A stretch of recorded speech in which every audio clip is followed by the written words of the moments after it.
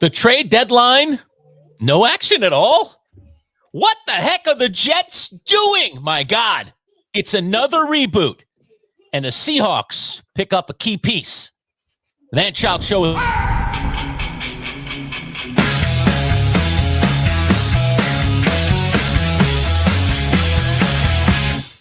Let's go! It's time for the talk to you.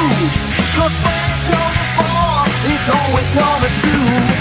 And Boy Green is always on the scene. And we're gonna always bring it to you live streaming. So get ready. Get ready, 'cause here they come. Man, I cut off on my own opening. Yes, it starts now. All right, welcome aboard, everybody. Happy Wednesday. It's our live show. The Manchild Lerch Boy with Paul Boy Green Esden Jr. Coming off the trade deadline date in the NFL. Oh, what a boring yawner it was. Boy Green, Tuesday is my crazy teaching day, so I'm in class a lot of Tuesday, and my phone was just bouncing off the walls, and so I was peeking at it from time to time. I was like, oh, my God, another trade. And your Jets just shipping off everybody. Well, we've got the right guy on the case to talk all about it today. He's our insider from all things NFL and from PFF. That's Pro Football Focus.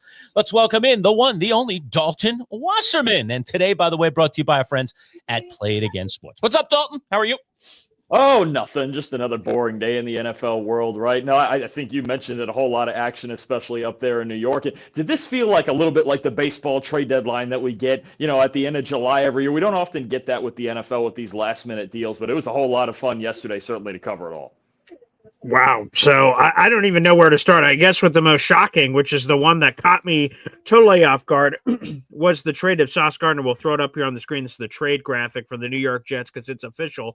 The Jets received 2 first-round picks, a 2026 first, a 2027 first, Adonai Mitchell, who I'll be curious to sort of pick your brain about in a second, and then the Colts get Sauce Gardner, one of the top corners in all of football, certainly the highest paid corner in football. The Colts all in at 7-2, making an all-in move, trying to go win a Super Bowl here.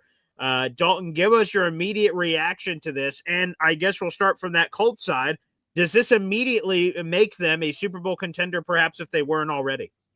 Look, my immediate reaction yesterday when it went down was just pure shock because, we'd been expecting maybe the Jets to sell off some pieces, maybe a Breece Hall, a Jermaine Johnson, maybe even a Quinnen Williams, which I know we'll get to here in a minute. But it felt like going into this process that Sauce Gardner and Garrett Wilson, as the two guys who just got 4-year extensions this offseason, those were the two untouchable guys. They got the extension. They were going to build around them and everything like that. And all of a sudden, out of nowhere, then Sauce Gardner's off to Indianapolis. And look, getting 2 first-round picks back, plus A.D. Mitchell, who's a player with potential. I think the last cornerback trade you remember like this is when the Rams acquired Jalen Ramsey back in 2019. That was for 2 first-rounders plus a 4th-round pick, so a roughly equal value here for Sauce, who I would still argue is the best corner in football. I know there's a lot of perception about, he's not as good as he used to be, but the kid is, 25, 26 still. He's still really darn good. So, I mean, for the Colts, I think they filled a void with their biggest weakness at cornerback with an elite player. And for the Jets, if you're going to do this, you have to get fair value for it, and it feels like they did. Yeah, all right. So let's delve into that second one, Dalton, and that is that Quinnen Williams was indeed shipped off. There were rumors, but it seemed like they were kind of dying down. But Jerry Jones intimated some kind of big deal. I don't know if this is exactly what he was talking about or not, whether you buy Jerry's hype or not. But the Dallas Cowboys did make a move here. And again, the Jets acquiring some superior draft capital here. As you see it there, a first rounder, a second rounder, and a usable defensive lineman as well in Maisie Smith. So let's talk about it. Quinnen Williams no longer with the Jets, and the Cowboys pick up a piece, although I don't know if it really changes their trajectory as well. Let's talk about it.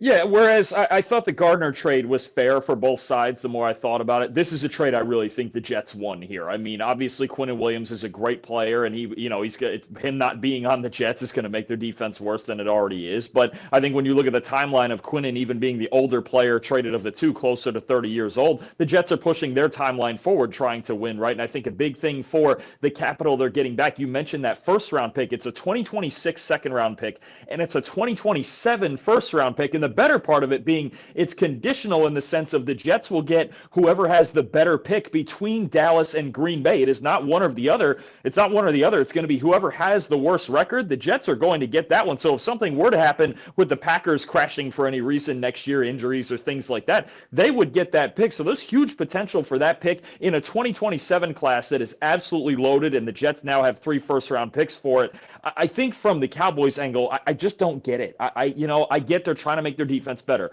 Quinnen Williams will make their defense better, especially their run defense, but their defense is so bad on the back end and even the play calling that does Quinnen fix that by himself? Probably not. And this is a Cowboy team that just handily lost to Arizona on Monday night. Now they're 3-5-1. So they're going to have to win at least 6, if not 7 of their final 8 games to even make the playoffs this year. So the Cowboys are in the boat of making expensive long-term moves while also dishing one of the first-round picks they got back for Micah Parsons. I don't really get it much from the Cowboys angle. I think the Jets won this trade. It feels good to win a trade, baby, in the middle of a 1-7 season. But let me ask you this, Dalton. The players that the Jets got back, who most people on the outside may call them, sort of late throw-ins, but they are young players that have upside. So let's go piece by piece. In the Colts trade, apparently, according to Zach Rosenblatt of The Athletic, the Jets fought for Adonai Mitchell to be a part of that trade. He was not initially a part of those trade conversations, but that pushed it over the top. A former second-round pick who also had the stupid fumble in Week 4 against the Rams where he knocked it and lost the ball into the end zone of what would have been a 75-yard touchdown, first touchdown of his career. This kid seems like he has a lot of upside. The Jets have wide receiver opportunity in that room outside of Garrett Wilson. What's your analysis, whether it's pre-draft on Adonai Mitchell or what you've seen so far? What does he bring to the table?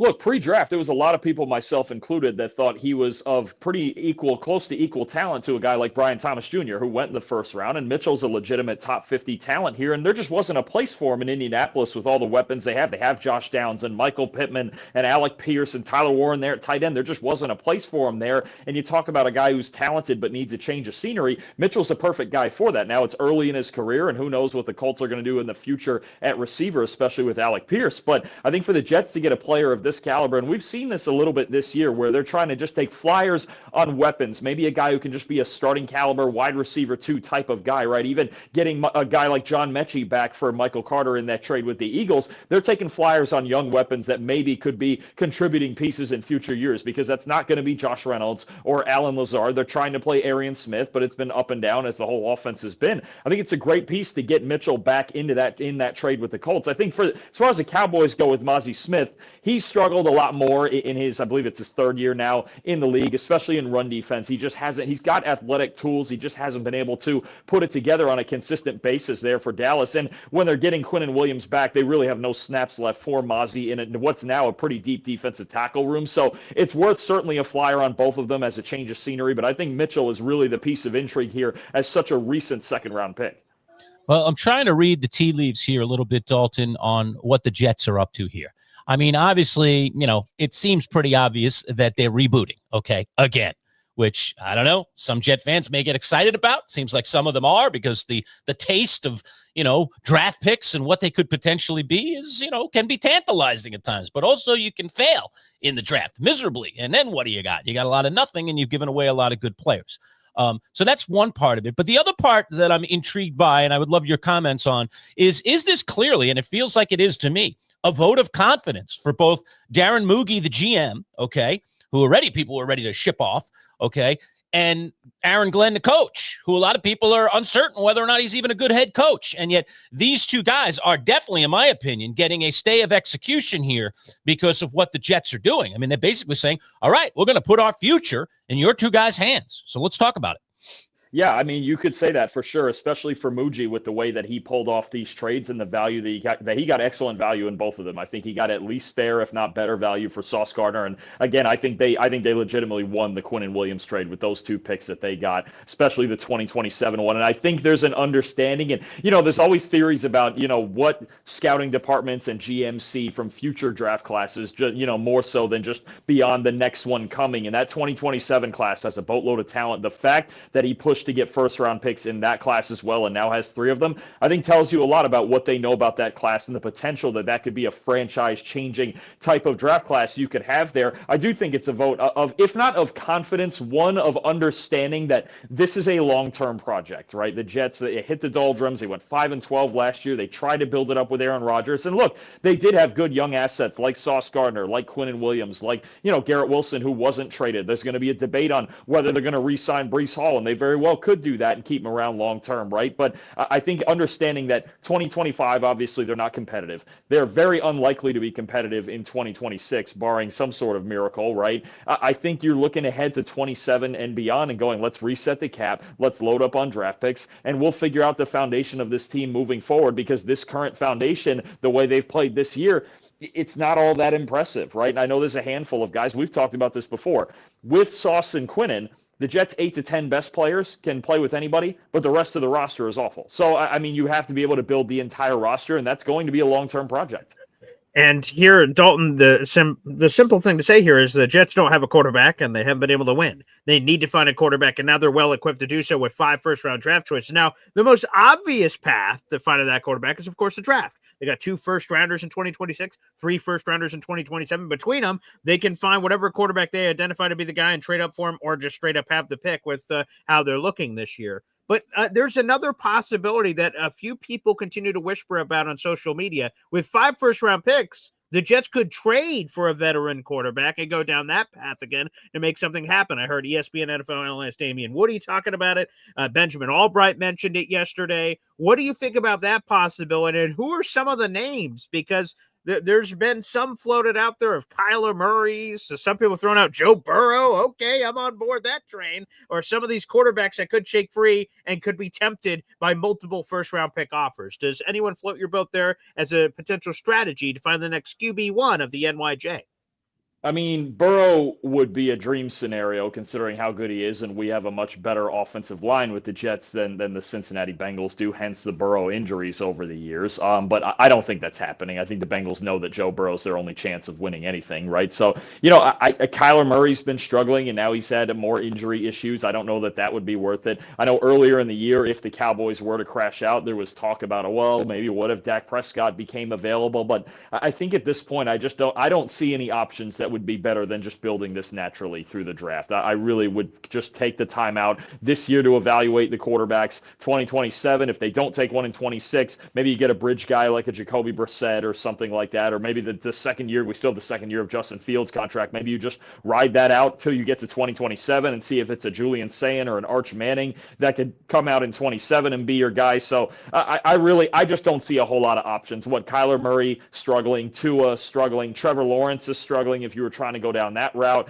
Who knows what the 49ers think of a Brock Purdy and some of the issues he's had. I just don't see that as a viable option. I don't think those are franchise-changing options. I would draft somebody in the next 2 years. What's surprising to me on these Jets 2 blockbuster deals are that, number one, Breece Hall doesn't get moved, and here's a guy that's at the end of his contract. Quincy Williams doesn't get moved. There just seem more logical guys that were certainly headed out the door. They surprised the heck out of us with Sauce Gardner, which nobody saw coming.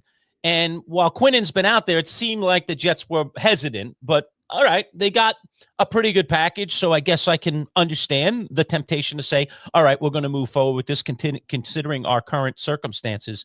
But is it a statement about just value for the picks here, Dalton? Or is it a statement about that Aaron Glenn doesn't believe these 2 guys are bedrock foundation cornerstones of this franchise, because they gave away potentially 2 cornerstones of a franchise, but maybe they weren't fitting the culture? Is that possible?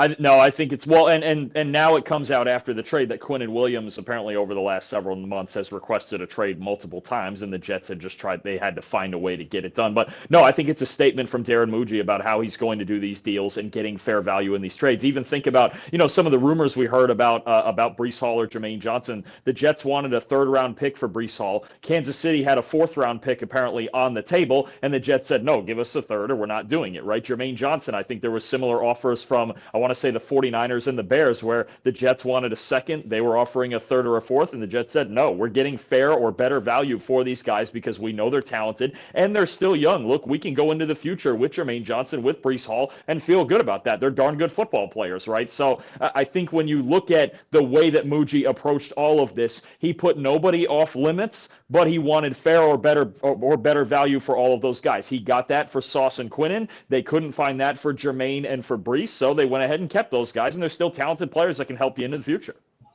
All right, let's go to some of the other trades that happened. The Jets did dominate the headlines, but there's other moves, including the Seattle Seahawks, another aggressive move, Rashid Shaheed, which is a fun name to say, and I'm sure a fun guy to throw the football to. They gave up a 4th and 5th round picks, did the Seattle Seahawks, to acquire Rashid Shaheed from the New Orleans Saints. How does he fit in? JSN is the best receiver in football this year. Cooper Kupp's been banged up a little bit, but Shaheed brings that speed and vertical element to this passing attack, which probably takes it to another level, especially the way Sam Darnold's been playing. So he's another player. He's a bit similar to Torrey Horton, where he has a ton of speed and even some punt return abilities, an explosive player who can win deep down the field. And it's really what the Seahawks were trying to get earlier in the offseason when they signed Marquez Valdez-Scantling, who was familiar with Clint Kubiak from the Saints last year. And Shaheed is familiar with Clint Kubiak from the Saints last year. They're looking for that deep threat. The idea behind this offense is to get in heavy personnel and fool you with play action. And Sam Darnold's going to chuck it over your head. And he's been doing it a great job of it this year with Smith and Jigba, with Torrey Horton. Shaheed just gives you another deep threat with blazing speed who fits Clint Kubiak's system. There should not be much of a learning curve here because he played in this system last year before he got hurt. So I think when you look at Shaheed and the fit, it should be seamless. It's perfect for Darnold and the way he wants to keep throwing the deep ball, and teams are going to have to continue to respect what the Seahawks are doing in the passing game. If you don't, you want to move up on these 2 tight end sets and you want one safety back there, Shaheed or Horton or Smith and Jigba is going to run right by you, and Darnold's been throwing the ball at an MVP level. It's really a perfect fit considering what they're trying to do and the knowledge of the system already with Clint Kubiak there. All right, his name, Dalton Wasserman, PFF. He's our NFL insider. Today's broadcast brought to you by our friends at Play It Again Sports. Let's just take 30 seconds, learn a little bit more about our friends from Play It Again. When you don't want to pay full price for sporting goods, and who does, then there's only one place to go in Syracuse. Play It Again Sports. With both new and gently used gear, Play It Again has prices way less than regular retail stores. Another unique aspect of this awesome sporting goods store is that they will give you money for that quality sports gear collecting dust in your basement, attic, or garage. No appointment necessary, just bring it into the store. Play It Again Sports in the DeWitt Town Center on Erie Boulevard right next to Crunch Fitness. Don't spend more, play it again. PlayItAgainSportsSyracuse.com. All right, welcome back. Manchild Show with Boy Green Digital. Hit that subscribe button, pop that baby, and get in a drawing for a $400 golf club, courtesy of our friends at Play It Again Sports. It's a Hybor XL driver. Never been hit, so it has not been played again. You can be the first to play it. Donated by our friends again at Play It Again Sports in Syracuse. All right, let's finish up on the trades, Dalton. A few other deals made as well. Let's talk about Jacoby Myers joining another squad, getting shipped off from the Raiders and heading on over to the Jacksonville Jaguars. Try and give Trevor Lawrence another target. Is he a good fit in Jacksonville? And talk about the value in this trade. I think he is a good fit, and I think it's good value going back to Raiders. I believe it's getting a 4th and a 6th round pick back for him. That's pretty good value for a guy who's wanted to be traded for a while. But Myers is a reliable underneath target in an offense now that throws underneath a lot. 10 yards and shorter throws for Trevor Lawrence. He's been struggling to throw the football downfield, and I think this also helps him with the fact that Travis Hunter is out for at least a few more weeks with a knee injury he suffered a couple weeks ago in practice. So I think when you look at just reliable is what the Jags are looking for here. A guy who doesn't drop the football very often, good route runner, tough uncontested catches a lot of those underneath passes that just move the chains. It's not a flashy move, but I think it's something that is a good fit in Liam Cohen's offense. Let me ask you, what's the move to the move? So people, because this happened obviously in the middle of the trade deadline, people are like, oh, Brian Thomas Jr., does that mean he's available? Because they have BTJ. They have Travis Hunter. I know he's currently on IR, but he's playing on offense. They have Jacoby Myers. In a perfect world, that's 3 awesome receivers to have, and maybe that's the plan, because I'm sure the Jaguars didn't make this acquisition for a rental and chase it now and then screw Myers in the future. I'm sure they're going to attempt to re-sign him here. But what's the long-term play? Because there was a lot of rumors about the future of one Brian Thomas Jr. I mean, I think, to be honest with you, Brian Thomas has to be considered a foundational piece. He struggled at times this year, but I don't see a reason to go trading him this early in his career. He was outstanding last year in his rookie year, one of the best rookies in football. And look, this year it's just been a little bit different. It's a different system. Trevor Lawrence has been struggling with his accuracy as well. I think the idea behind getting Myers is having a very reliable veteran underneath threat who can move the chains and trying to find ways to get Thomas and Hunter working vertically down the field more and getting that confidence going in the deeper passing game. Because to me, right now, that's what's missing in Jacksonville's offense. It's very conservative. They're running the football well, which is great. And Liam Cohen always wants that. But eventually you have to get explosive down the field. So maybe it opens up just more of those opportunities for Thomas and helps him play better still in Jacksonville. Jamie, the FedEx guy, jumping in here, and I have this question too, Dalton. What the heck? Why did the Bills not make any moves, and in particular not go out and get a receiver? I thought that would be a definitive thing that they would do. Do you think they just got priced out on this thing? Give me your thoughts about what the Bills might or might not have been up to circling around the trade deadline. I think that is possible. And I mean, they're just, there's not that many out there who are going to make much of an impact, right? I don't think the Bills need just any receiver just to get one. I think if they had gotten Jacoby Myers, I think he basically just kind of fits in along with the rest of their guys, right? Khalil Shakir and, and Keon Coleman, who's been struggling lately, and Josh Palmer. I mean, I think if the Bills were going to go get a receiver, it would have had to have been a guy in the offseason, say, like if T. Higgins were made available, like a real difference maker that gives him a different element, especially a speed element. I don't think Myers would have been that guy. Maybe Shaheed would have been that guy, but the Seahawks went to the Saints with a pretty good price of 2 draft picks there, so I don't know that the Bills were willing to match that. Yeah, I just don't think they saw anything of value to them that would have been worth giving up, say, multiple draft picks for a Shaheed or something like that. QB drama in Arizona. Kyler Murray is still healing from his injuries, but Jonathan Gannon says Jacoby Brissett's my guy, regardless of what the health status was of Kyler for this upcoming week. Is he the new guy? Is Kyler on the move? What's happening here for the future of the Arizona Cardinals quarterback room?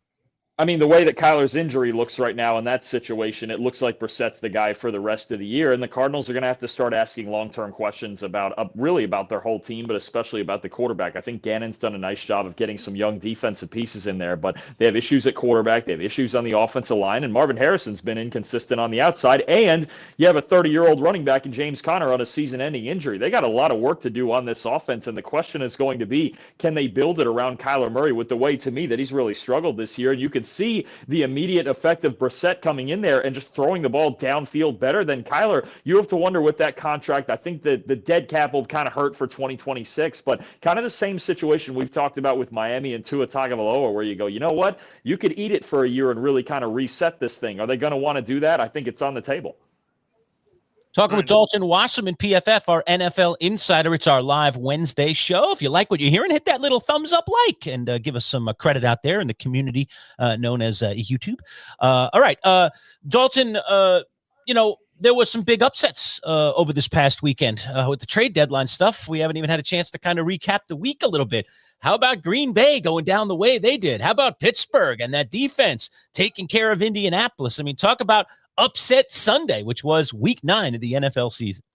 No, for sure. I mean, I think the one you look at, there's 2 games in the NFC North that are really intriguing there. When you talk about the Panthers beating the Packers and their defense, they put together a great defensive game plan to contain Jordan Love, and he was trying to force the ball downfield.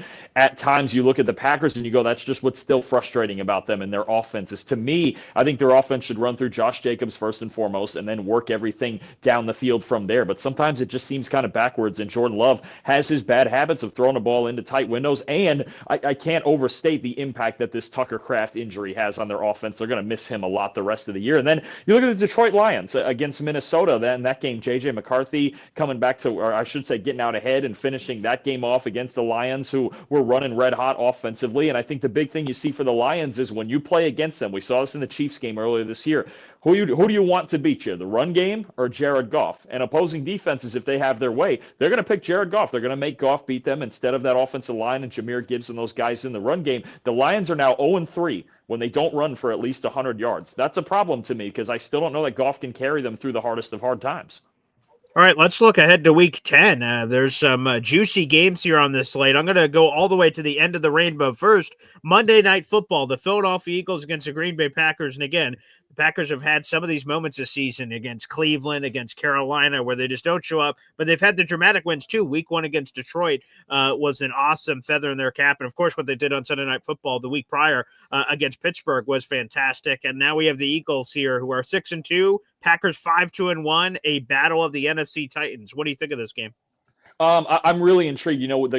Obviously the conversation this week is about trades. I'm intrigued with these trades that the Eagles have made as well. Getting Michael Carter from the Jets, getting Jalen Phillips from the Dolphins. I think these were 2 needed additions. I know Carter struggled for the Jets this year, but I think this defense under Vic Fangio fits him better, and I'm curious to see if that means he'll be in the slot as he's been for the majority of his career, and if Cooper DeJean is going to move outside to fill that spot where the Eagles had been struggling, because I think he's got fully the capability of playing out there. And then Jalen Phillips, look, when he's healthy, we've got numbers that say he's a top 20 pass rusher in the NFL. You add that to an Eagles defensive line that on the inside is really good, but has struggled off of the edge, especially with Nolan Smith hurt. I want to see how immediate the impact can be of those 2 guys that were just traded to Philadelphia.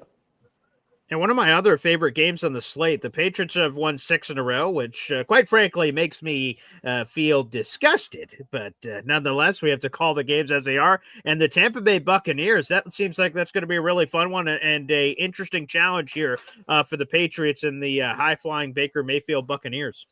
Really interesting challenge, I think. And as always, look, Todd Bowles has a reputation for messing with young quarterbacks, rookies and second-year quarterbacks with the blitz packages and all the different looks he can throw at you. So I think this game really does become about the offensive line's ability to pick up blitzes, Drake May's ability to react to them and not turn the football over, and then Josh McDaniels setting him up with good play calls like he has been all year. I think Drake May versus Todd Bowles is a great battle. And then I think Baker Mayfield against a New England secondary that has been a bit up and down. Their run defense has been really good. I think they might even have the advantage there. We'll see what Bucky Irving looks like if he's in there, but I think there's a possibility you get a high-flying game here if both quarterbacks acquit themselves well.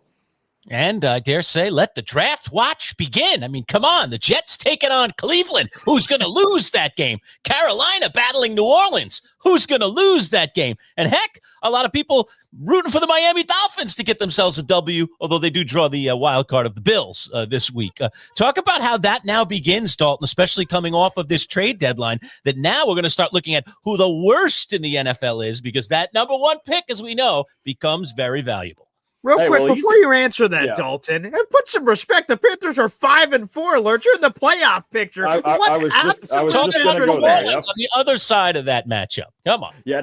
For sure. Look, the Panthers could very well be 6-4 there. Boy Green's got a good point. But no, I think you're right. This Jets-Browns one is intriguing because that one really is like, okay, who's just going to come out of here as the worst one? Now, personally, if I was making a prediction, I think the Browns are going to win. Their defense, the best unit on the field. But no, it does affect a lot. These head-to-head matchups between some of these teams that are playing each other. We're going to be watching Tennessee all year, right? Later in the year and back-to-back weeks, the Saints play the Titans and the Jets. I think it's week 16 and 17 or something like that. So it is going to be a bit of suspense. And when everybody's talking about quarterbacks and all these franchise pieces that these teams need that are down in the dumps, and the Jets, especially the Browns with an extra first-round pick this year from the Travis Hunter trade, right? So I think that part it does play a bigger part for those teams and us watching them going. I mean, it's weird to say this early in the season, but who's going to lose? Who's going to be at the top of the draft order? Because it's going to matter a lot. You still want in any draft class a shot at the elite players in any class.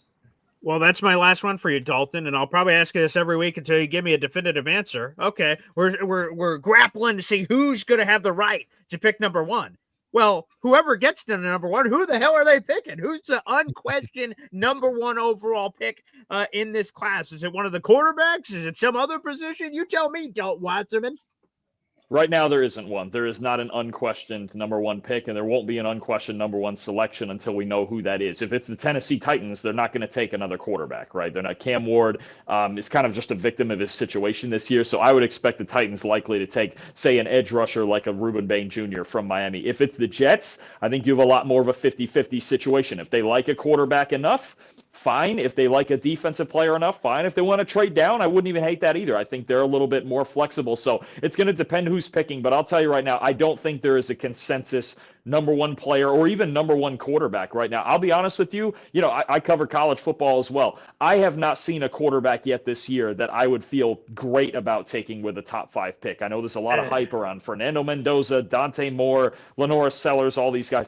I haven't seen one that I would be like, yes, absolutely top 5 pick. Personally, I think the best quarterback in the country is a redshirt freshman from Ohio State, Julian Sand, but he can't come out till 2027. So, I think now that we still have big games to go, maybe Mendoza goes out and throws for 400 and tears up Ohio State in the Big Ten title game, and that changes the opinion. But to me, if I'm the Jets, I would lean towards not taking one this year. Let's wait till 2027, where likely you would get a Julian Sand or an Arch Manning available. Well, gentlemen, I can assure you one thing. The Titans are not losing this week because they're not playing this week. They are off. They have a bye, right? Best week of the year right there. There it is. Yeah. Okay. Yeah. So they're not. So they're staying right where they are, lousy as they may be, and maybe headed for the number 1 pick for the second straight year. We shall see. All right, last one for me, Dalton, and that is we're back in international play. Germany on the slate this week. It'll be the Indianapolis Colts trying to bounce back. Daniel Jones from that 5-turnover performance. Good God. All right, against the Atlanta Falcons, who I don't know who they are. Are they Dr. Jekyll? Are they Mr. Hyde? Or there's something in between? Let's talk about football back in Germany and how well it's been received overseas. Yeah, for sure. I think what you're looking at is this Falcons offense that's been really inconsistent, right? And the Colts, despite last week, and look, they turned the ball over 6 times and still only lost by 7 in Pittsburgh. That's actually kind of impressive in its own right, because when you turn the ball over 6 times, you should probably lose by at least 30. I think the Colts can bounce back. I'm not sure with the Falcons. I just feel like they're so thin offensively. It's Bijan Robinson, it's Drake London, and it's not really anything else. And that's a problem when you have a young quarterback who's really kind of struggling with his accuracy right now in Michael Penix. So I'm picking the Colts to win that one. I think they'll bounce back. I think they'll get back on the horse. I don't know. Do we have any word if Sauce Gardner is available at all for them this week? Are they going to hold off with an international and then a bye week, and then you get him in a couple weeks to really get him in the system? I don't know if we have word on that yet. But if we do, if for any reason we did have him on the field, then him versus Drake London's primetime television. But I do like where the Colts are at still, despite the one loss. You're going to lose games, right? They weren't going to go 16-1, 17-0, right? I think they're still really good on offense, and they're going to prove that again this week, I think. Yeah, nothing official on Sauce, but early in the week, AG, when he spoke on Monday, that Sauce was supposed to finish the final steps of the NFL's concussion protocol, so he should be cleared for that, and then I imagine he has to immediately head over to Germany to catch up with the rest of his teammates, so that could be primetime television. And coming out of the bye, they play the Chiefs, so Sauce is going to get some fun work early against some of these top-flight receivers in the National Football League, which is still crazy to say for the blue and white, for the shoe, for the Colts. Yeah. It's weird. That's an interesting one, too, because, coming out of the concussion protocol, is it within the protocol to get on a plane and fly overseas? A lot of times we know with certain injuries, we hear it all the time with blood clots, you don't want to fly. I don't know if that applies to concussions or not, or whether there's a concern there about coming off a concussion and maybe not fully clear to the protocol. Do they even want to ship him out there? So we will definitely keep our eye on what's going on with Sauce Gardner, because that would be a fascinating matchup. Drake London is certainly returning to form. All right, always Dalton Wasserman, a good one, but this one especially, a little bit of action, you might say, on trade deadline day. We'll talk to you again in a mundane week 11. Be good, buddy. Absolutely. Appreciate you guys as always. Thank you. All right, there he is. Dalton Wasserman, PFF, our NFL insider, giving us some love on the trade deadline. And, man, the only thing is, I'll say this, Boy Green, absolutely, the big trades, and particularly the ones that the Jets made, kind of shocked the world and made this wow, what a great trade deadline. But you know what? As someone who sits as a Giants fan, as someone who also covers the Bills, I was bored out of my mind. I was like, so there were big blockbuster deals made, and we can't deny it, and that helped make this an interesting trade deadline. Very much so, yeah. But there really weren't, in my opinion, a ton of deals. There were a handful of deals. Luckily, there were some meaningful names in the deals, which made them more interesting. But I thought we'd see a lot of nickel and dime deals. I thought weuld see the Giants try and move off Evan Neal, and which they were apparently trying to do. Right? That the Bills would also make some scrappy little moves here or there, even if they didn't get the big time receiver. That they'd make some scrappy moves, and then just generally, there were more teams that didn't make a singular move than there were teams that made moves. So that to me is more of a dull dare I say, trade deadline. Although I think the blockbusters made it interesting for people. So we're not calling it dull because of the big deals. But I think that, it was dull for a lot of NFL fans out there who were on teams like me, the Giants, who didn't make a singular move. My goodness, didn't do anything. Well, I'll tell you this. According to the numbers, there was a lot of trades made. There were 9 trades made, which is let's see, tied for the second most of any trade deadline date going back to 1990. So there you go. They were one behind the 10 trades that were made in 2022. So a lot of trades did happen, but again, maybe to your point, not and as historically. I'm not going to argue with you, except we have been talking every year now that this is going to become like crazy time, like baseball and the NBA can become at the NBA, where there's tons of moves and everybody's getting involved in one way, shape, or form. So football's still behind the curve to these other sports who have made that trade deadline seemingly a much bigger deal, and it just seemed to be a lot more wheels and deals happening. But the fact of the matter is that football is still moving along at a snail's pace, really, in terms of actually saying, let's just do this. In baseball, you're either a buyer or a seller, and that's it. We seem to have a lot of teams in the NFL this year that were just purgatory, lukewarm, just in the middle. Maybe that's the new playoff picture, right? Having 7 teams on each side, you have more teams engaged, so less sellers that are like, this is like the Jets 1-7. Oh, this is clearly over. Maybe less of those teams, more teams think they're in the mix. So more buyers, less sellers. The supply versus demand waters out, I guess. I don't know. Maybe it's just me, but I expected more mayhem. What we got was great, but I expected more mayhem. No, I think I expected more mayhem. I don't know. Maybe I just glasses half full on, just seeing everybody just say, let's go, throw caution to the wind and let's get this thing done. So I don't know. Again, I'm a Giants fan, so not a single thing happened. I was just, sorry, man. Yeah, the Jets made another trade. Yeah. No, nothing. We didn't get a single piece for Jackson Dart. We didn't get rid of some of these dregs that are just hanging on our roster doing nothing. We couldn't do anything. I don't know. I'll tell you, I think part of your, your hunger for more was a couple of teams we projected, like Pittsburgh. Man, They clearly need another receiver. They got to get in the mix. They did nothing. Buffalo, oh boy, they got to do something. Oh, they did nothing. So some of those teams that we yearned for a move, the Chiefs, right? And think about the Chiefs here real quick. So Dalton mentioned it earlier in the broadcast, right? So Chiefs call the Jets. They say, "Here's a 4th. We'll take Breeze." Jets are like, "Give us a 3rd, and it's done."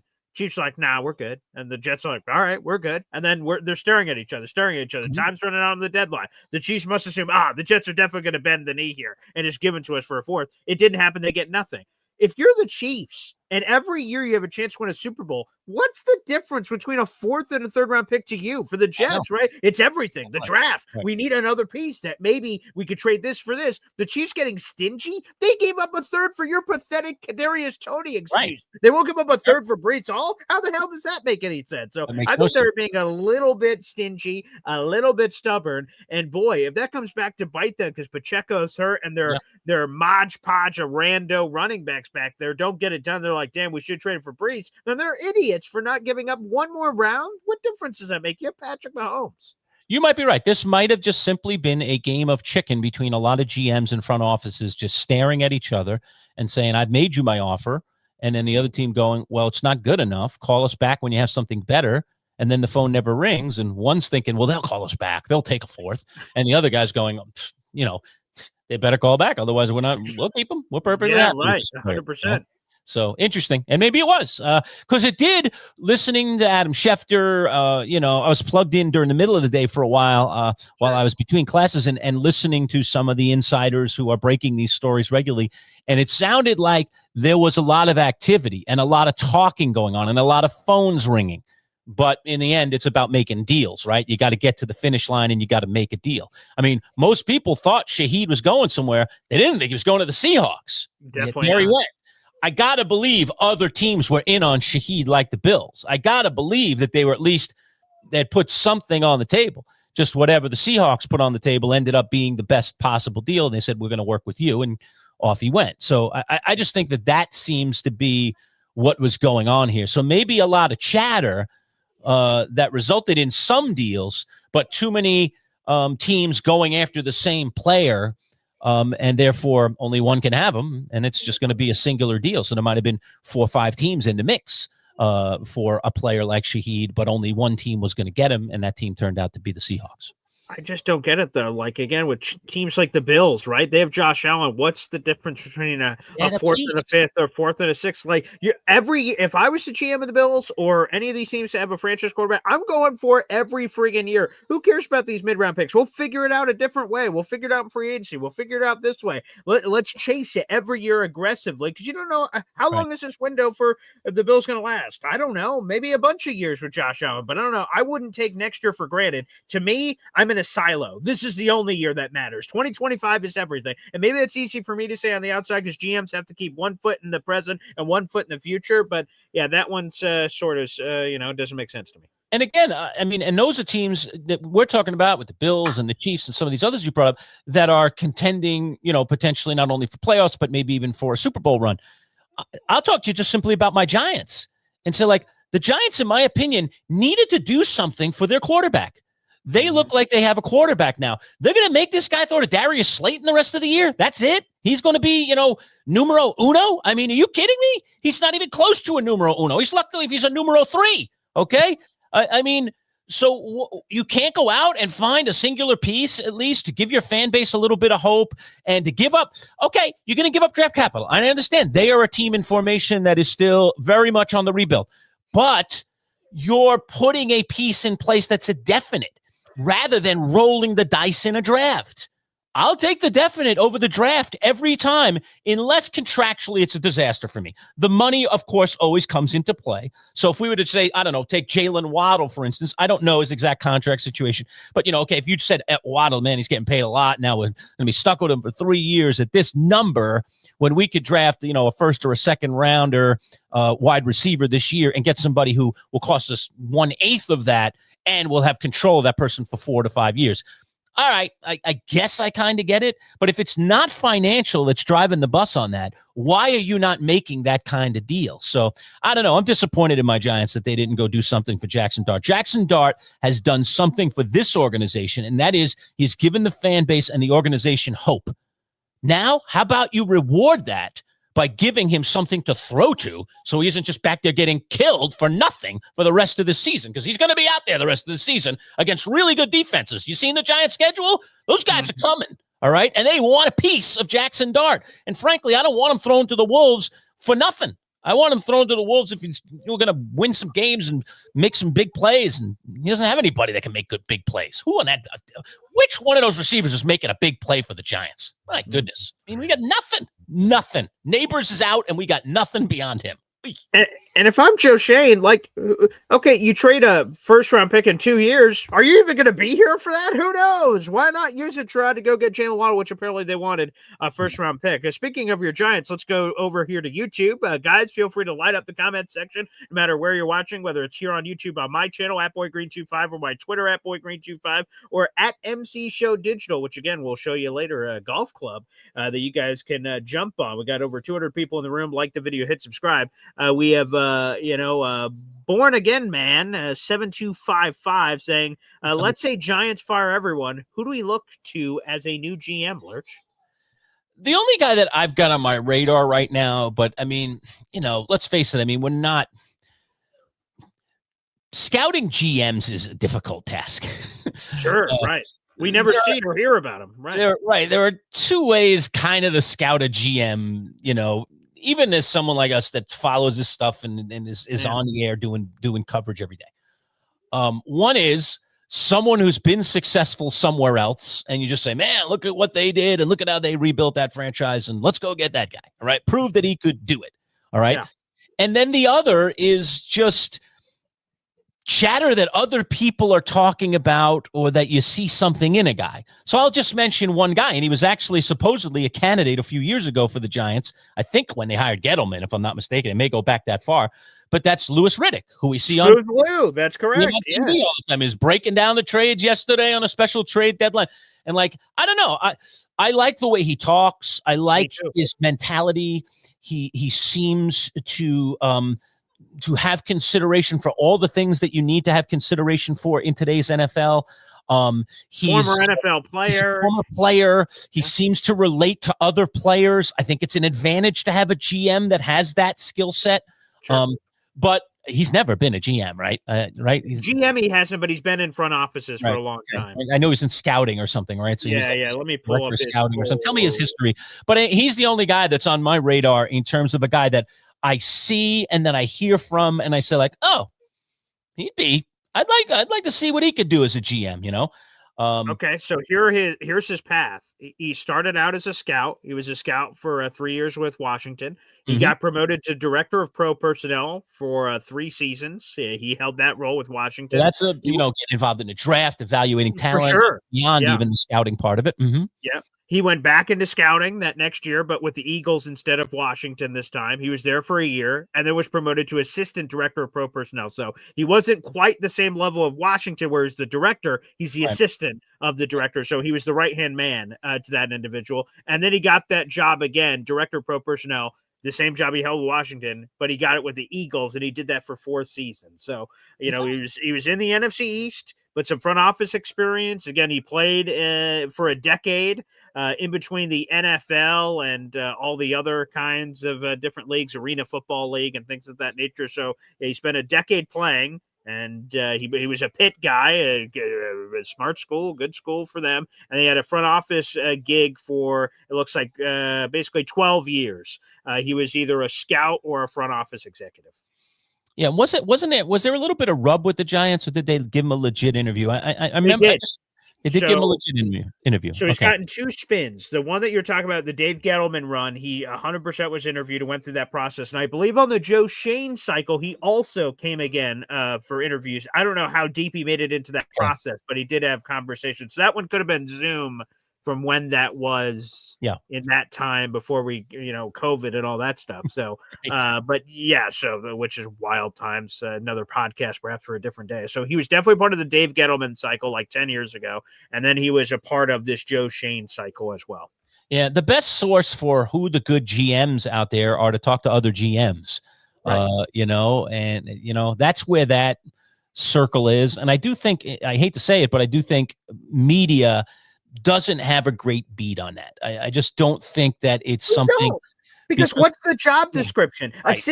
I'm the assistant GM to Lerch. Lerch makes a lot of great picks. Do I get credit for that? Right. How do you know how big of a decision? Was I in his ear saying, how much influence? This Peyton Manning guy's pretty good, right? The influence. I don't know. That's an impossible thing to put your chip on. So it's hard to say. You need insiders to know what's really going on inside to get your intel to make decisions about what a GM is doing. Like Shane's a perfect example. Okay. So we all know, that Brandon Beane is running the ship in Buffalo, and he was running the ship when Joe Shane was there.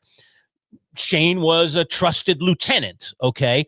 But ultimately, what do we really know about what draft picks Joe Shane influenced? What trades was he in on? What was he whispering in Brandon Beane's ear? What things did Brandon Beane say? Joe, you handle that. All right. Because we oftentimes, good managers delegate. How much was being delegated to Joe Shane? Well, obviously the Giants looked at that pile of stuff and said, this guy's got a bright future as a GM. Winning organization, right? Yeah, they gave him feathers. He was the assistant GM, so he's working right next to the GM. Right.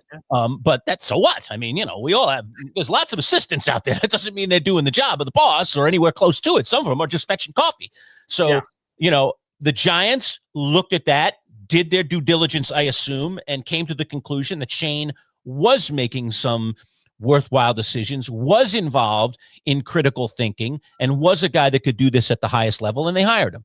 So GM hiring is tricky. So it's a great question. One that I don't have a great answer for, other than I'll offer my one guy as I did, and that's Louis Riddick, who I just think is due to get a chance in the NFL to prove whether or not he can be an effective GM. Well, let's make it easier. I think this is the easier question to answer because these are names that we know. So we have maybe Bornagman. Maybe it's not Born Again. It's Bornagman, perhaps. Either way, I'm sorry for butchering your name. Very likely 7255. Who would you like as head coach for the Giants? I like either Rex Ryan or John Gruden. Thoughts? Those would be very sexy names. And you brought that up actually in our Ed Valentine interview earlier this week as a candidate, a possibility of John Gruden, who seems to know a lot about offense. Rex Ryan's been out of the game a lot longer than John Gruden has. Do either of those float your boat? Who's on the wish list? See, when you bring it specifically to the Giants, now you bring it Yeah. to a more specific place. And Yeah. to me, that specific place comes with it, I think, I want a coach that has a certain toolkit. So this is not, to me, about selecting the best coach. This is about selecting the right coach for the Giants. And so I temper my remarks by starting there. Ed Valentine, as you mentioned, put out a list of like 10 guys. He divvied it up into, no-brainers that they should talk to, surprise guys outside of, like he had like kind of, he put it into 3 categories. You can go look at his piece on Big Blue View. It was very interesting. I was extremely intrigued by the case that Ed made for Lane Kiffin, a guy that personally I don't like that much. I think there's a cocky SOB. I thought there was a lot wrong with him when he first got into the NFL. As we found out at 32 years old, he was a head coach in the NFL. You don't get to be a coach in the NFL at 32 without having some there. All right. Or knowing people, because his dad was a famous coach. Yeah, even if you know people, that's a hard job to procure just by knowing people. They saw something in him, but at 32, he wasn't ready. Okay. And it went awful, by the way. He got fired in his second season. They went 5-15. Yeah. But like a lot of guys, he has now gone off and paid his dues in the college world. All right. And done it at the coordinator level, now doing it now at the head coaching level. And now he's 50. He's 18 years removed from that chance he got way back then that he wasn't ready for.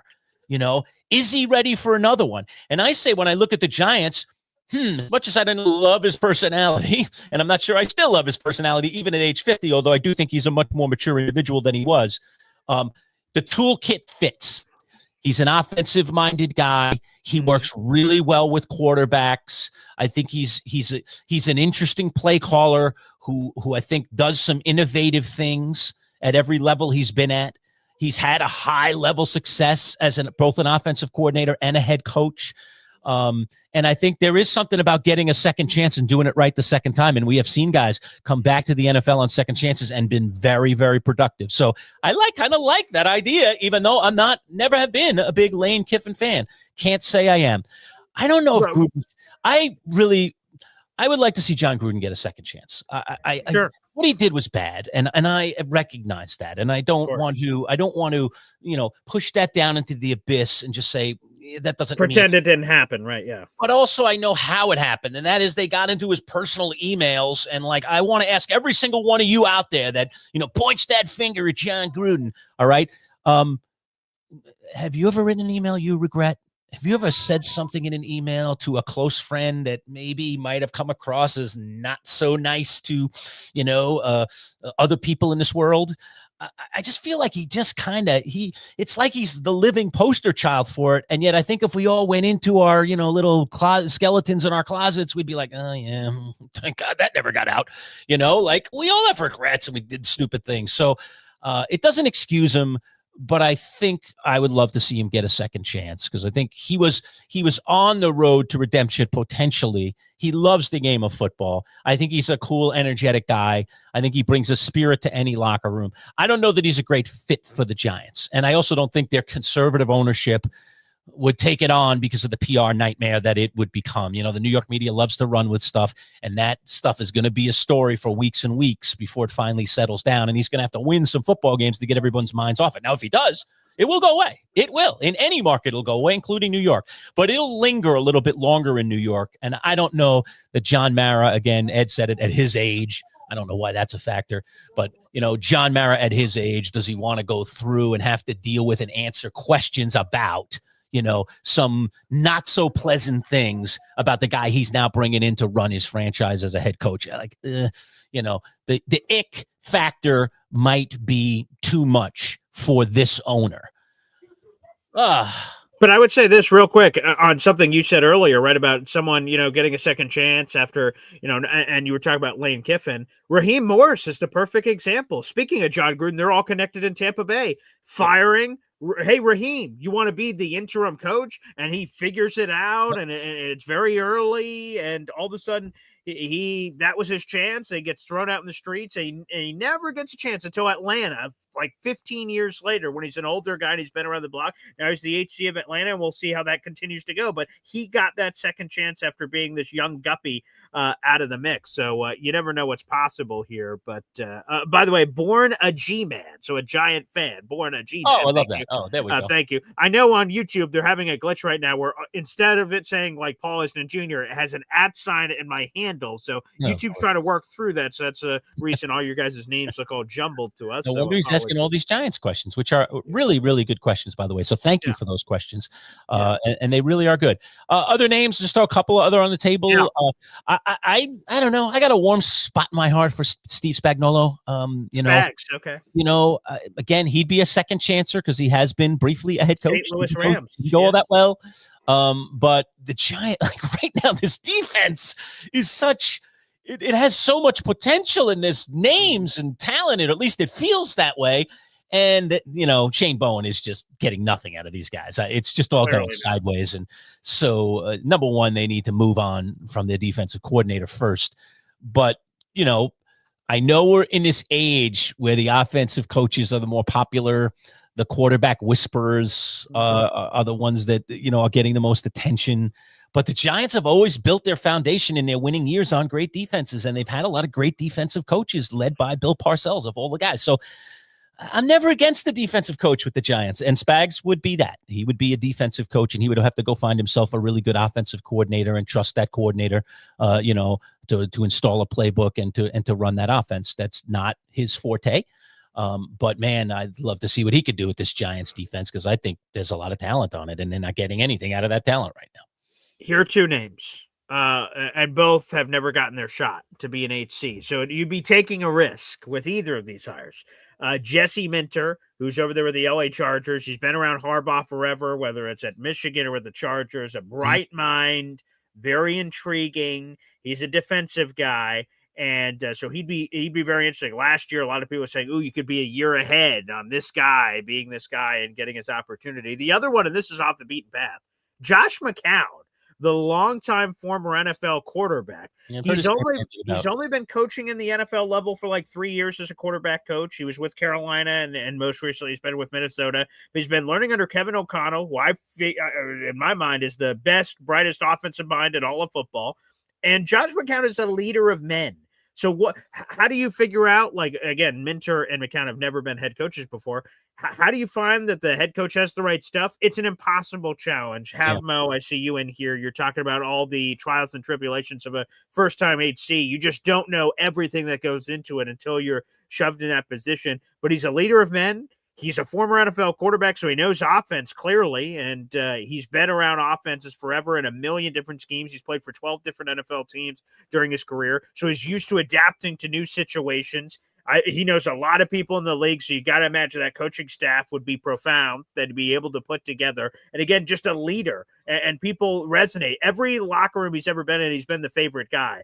I don't think that's by random circumstance. I don't think it's just a popularity contest. I think it's a work ethic and everything that he brings to the table. So Josh McCown would be something as well. I see EZ is in here. He's thinking he wants to steal Josh McCown for the Jets, but here's the problem with that, EZ, and thanks for the super chat. Josh McCown, passing coordinator, quarterback coach for the Jets.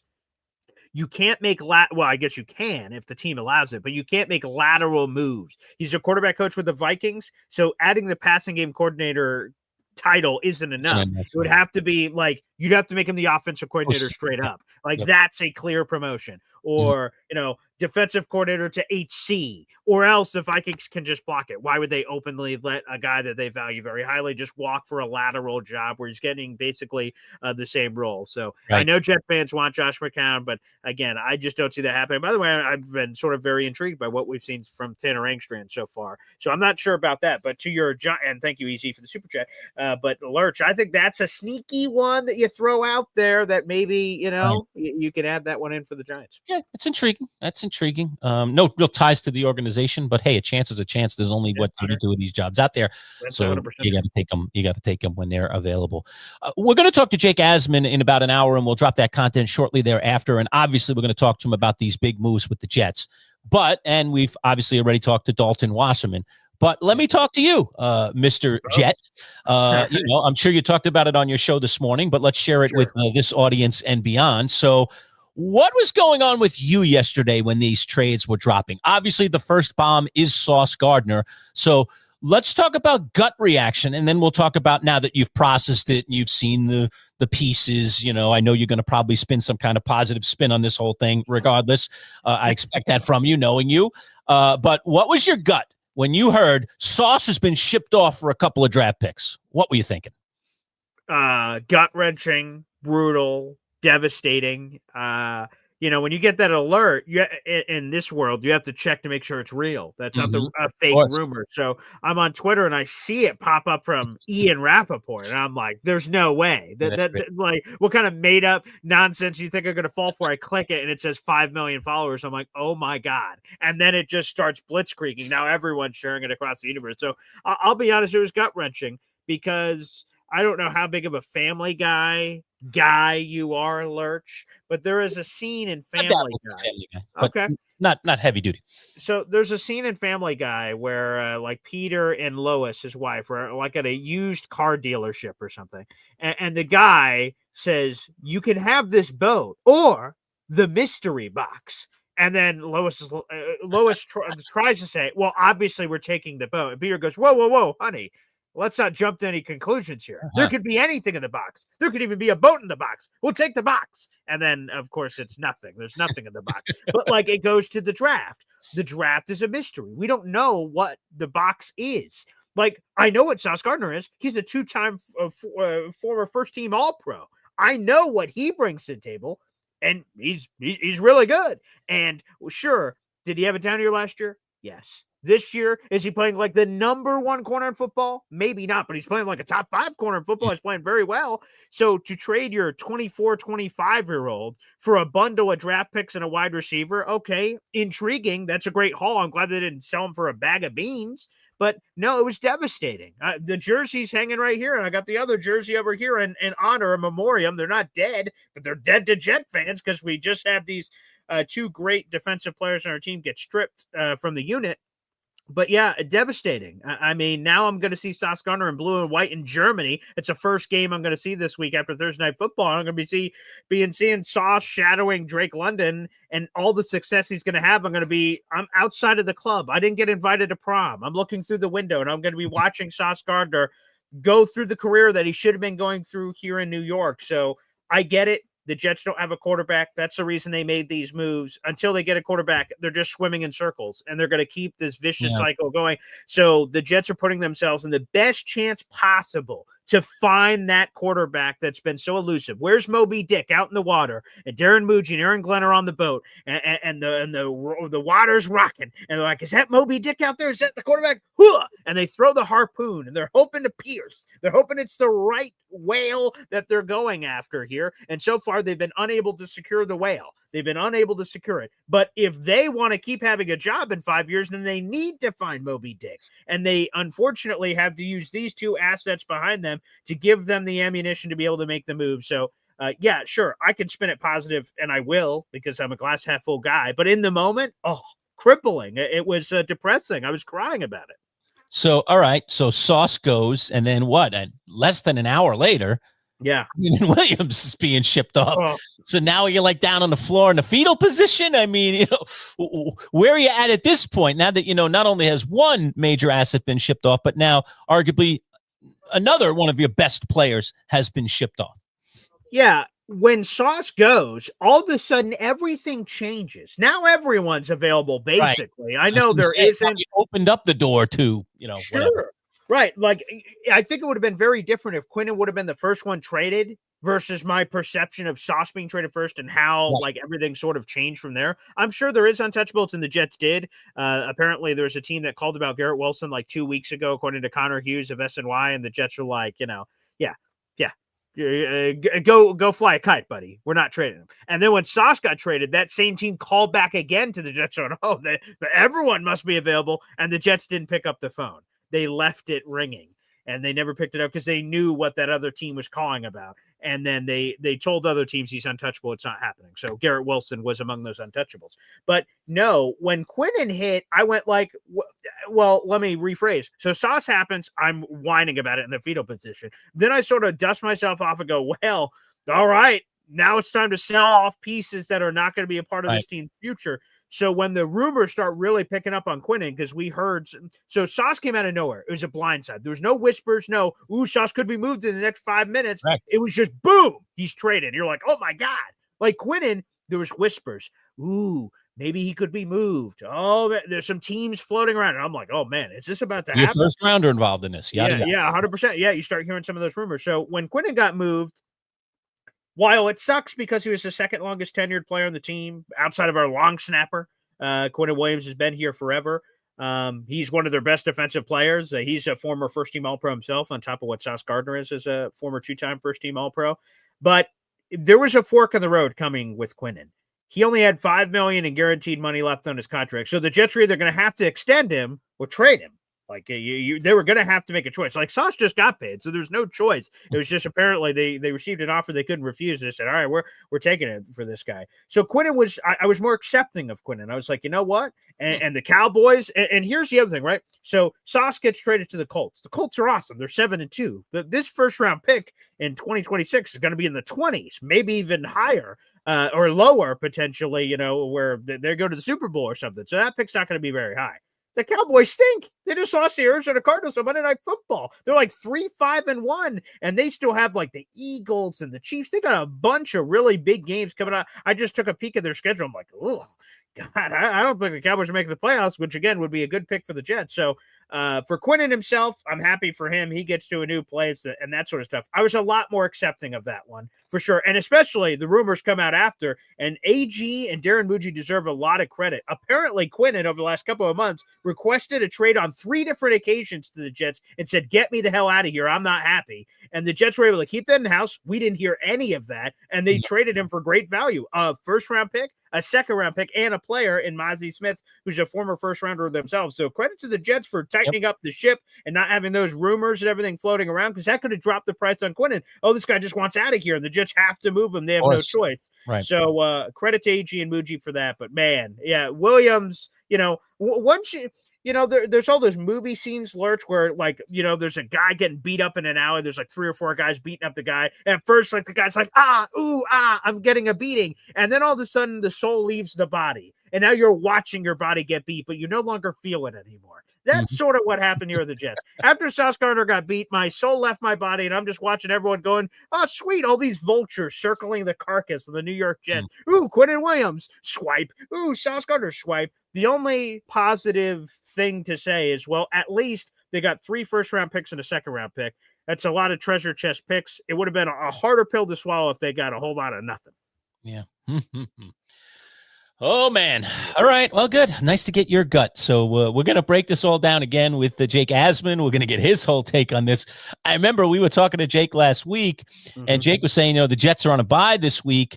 You guys still want to do an interview next week, or do you want to wait another week and then we'll reconvene? And we're like, oh no, we don't know what's going to happen at the trade deadline. We definitely want to chat with you again. And if anything shakes, I think Jake was suffering from what many Jet fans are out there are suffering from. That's Jet depression, do I have to talk about another loss and another miscue and another bad decision made by the coaching staff or the front office, so this will be an extremely interesting conversation with Jake later today, so you definitely want to tune in for that.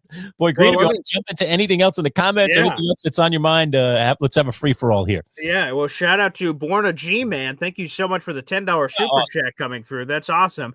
Thanks for your input. I think it has to start at the top. Our GM has to go. Have a great day, guys. So Borna G, man, a Giants fan, jumping into the comments, of course. We love answering your guys' questions, so you guys can always pepper the comment section with your questions. And again, once we reach that 500 subscribers, which maybe it's a perfect time now, Lerch, to flex it off, we reach monetization level, so we can have super chats and memberships on the @MC Show digital channel. Love having it on the Boy Green channel, but I can't wait to expand to another level there as well. So Lerch, let's throw it up, baby. Golf Club, here it is, going out the door. Come on, let's get this thing out of here before Christmas time.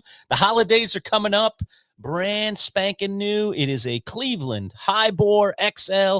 It's fully adjustable. Oh man, still in the plastic, hasn't been hit. Fantastic. Take it out to the course.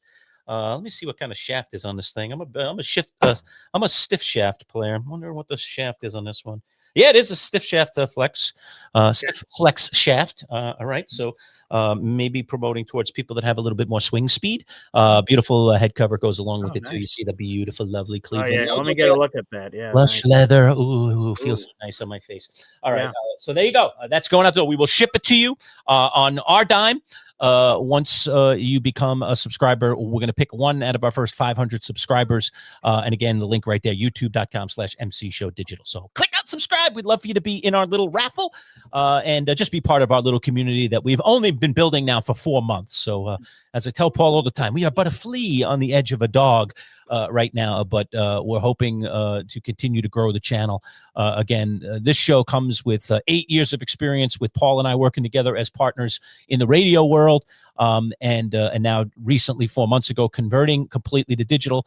And also my radio career goes back nearly a quarter of a century. So yeah, we've been doing this a while. We're not new per se, but we're kind of new to this world. And we'd love for you to join our community, be part of our community, help us grow our community, make it more interesting to you. So please jump on board and subscribe. And we'll not only be giving away this golf club, but I've got lots of other cool things. I told Paul I was in my basement the other day and I found an autographed Dan Aykroyd Blues Brothers harmonica. Cool. All right. He actually autographed the harmonica itself and the case that the harmonica is in. That's definitely going out the door. I don't have any need for that to be hanging around my house. And we've got items that have been lining the walls of our studio when we were in radio and sitting on little shelves, cool bobbleheads. We've got some collectible bobbleheads from the Anchorman movie. If you're an Anchorman fan, that I'll part with to future subscribers. So all you got to do is click on the subscribe and you can win some fabulous prizes. And it costs you absolutely nothing to do that and just become part of our community.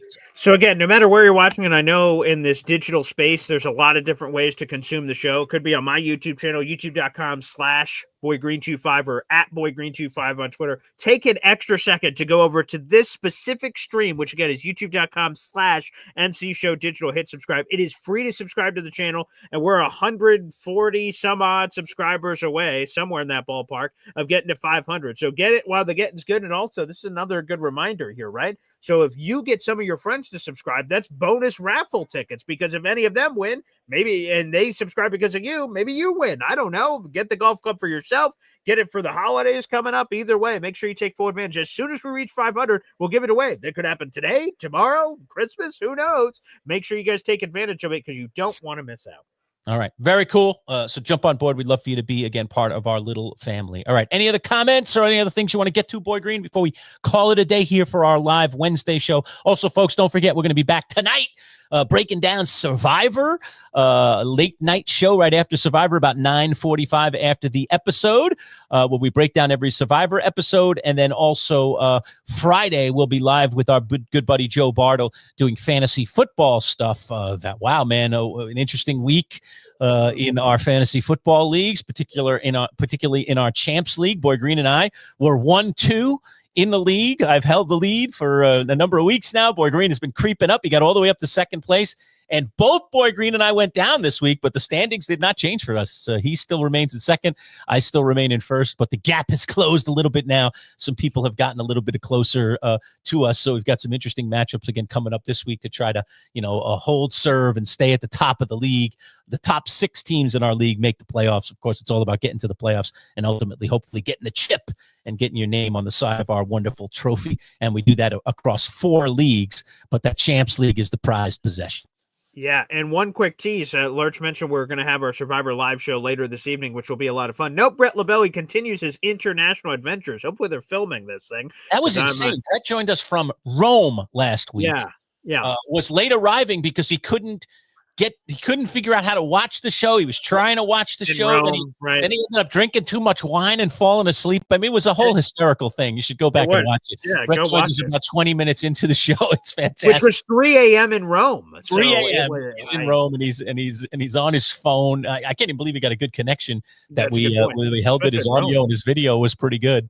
Yeah. Yeah. So no Brett tonight. having He is some fun over still in international waters. So I don't know. But I just secured right before the beginning of the show a very special, unique guest that has never Okay. joined us in Who's history. coming tonight? You haven't even told me yet.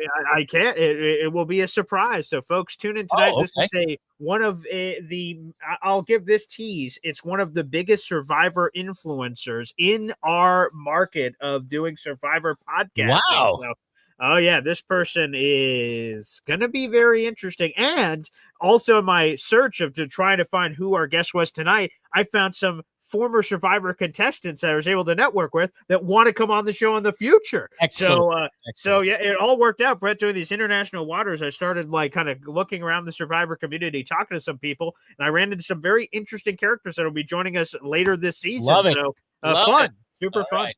So Survivor's fun. If you love the TV show Survivor, you should definitely get on board with us. Again, we break it down right after the episode, right about 9:45. Episodes ends at 9:30. And by 9:40, 9:45, we're doing a live interactive show just like we're doing now. You can get in the comments and ask our special guests questions. You can ask us questions. You can comment on the episode, so on and so forth. We're in season 49 right now, and it's been a fascinating season. And we did this all in anticipation of the big season 50, which will occur in the spring, and it's all returning players, including 2 unannounced players that are going to come out of season 49. So we've been offering our guesses along the way too, in terms of who those 2 players could end up being. So Survivor, always a lot of fun. We kind of dim the lights and get a little Survivor-esque, throw on our buffs and our Survivor gear, and talk all things Survivor. So that's tonight about 9:45 live, right here on the Manchild Show with Boy Green digital YouTube channel. All right. Well, everybody, that's going to wrap it up for us again. Stay tuned to the channel, all you crazy New York Jet fans out there. A Jake Asman interview will be dropping here in the very near future this afternoon. So, guys, keep an eye out for that. And again, we will be back live later this evening for the latest episode of Survivor, the CBS reality show that you guys can also see on Paramount Plus. And we'll be on about 9:45, recapping the latest episode tonight. Should be a lot of fun. Hopefully you guys can be join and be a part of it. All right. Thanks, everybody, for tuning in. We'll see you tonight for Survivor. And if not, then Friday for fantasy football. Take care.